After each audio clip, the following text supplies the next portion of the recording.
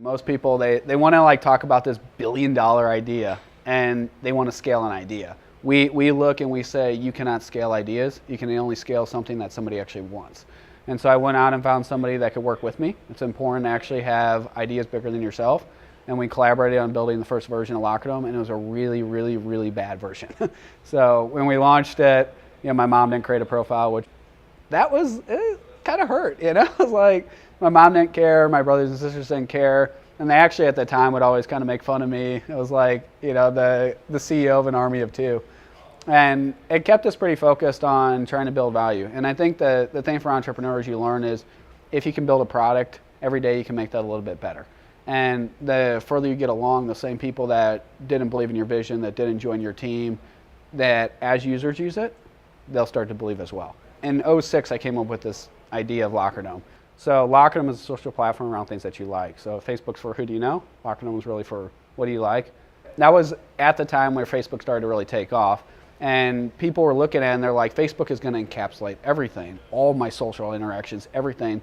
And for me, it didn't feel that way. The friendships that I had, the connections that I had, the content that I had, very, very different when you get in kind of this interest part of your world and something like sports than in your social part. So I was always adamant that was going to live separately, and that really spurred us trying to figure that out. I believe in my vision. I believe that the way that I see the future is correct.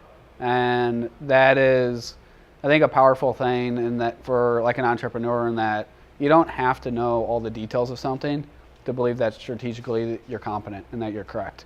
And one of the early investors in Amazon, they said it really well. They said, if everybody gets it, you're too late. If everybody likes it, your idea probably sucks. And so early on, the fact that most people didn't get it, that they didn't like it, didn't mean that much to me. It was good kind of fuel to the fire to stay focused and to build towards that. But even today, a lot of concepts that we talk about, they're way bigger than sports. I'm not motivated by sports, I'm motivated by changing the world. And if you look at a lot of like the concepts that we play with, we talk about what's happening on a technology level, what's happening on like a social level, and I think we're at the heart of what's happening, and that's why you see significant growth. I had a lot of good progress, went from nothing to nearly 15 million monthly uniques in the last year and a half, and still growing pretty strong. When you're young or when you're kind of naive to these worlds, you tend to overvalue your own personal intelligence. And so you forget that a lot of other people are really, really smart too. And working hard gives you the opportunity to fail a bunch and to attract other smart people that can offset you as well. But it gives you just a lot of opportunity to accomplish what you need to accomplish. There's no substitute for working hard. Today, there's this kind of weird dialogue that's going on in technology that it's really more about working smart than it is about working hard. The truth of the matter is that's complete BS. The things that you need is you need to work really hard, you need to work really smart, and you need to get really, really, really lucky. And if any of those three things are missing, you're probably not going to actually accomplish what you set out to accomplish. And so for young people, everybody thinks they have a billion-dollar idea.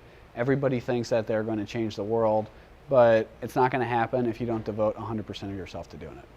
I believe that if you're strategically competent, you may not win at exactly what you believe you're going to win at, but you'll win at something.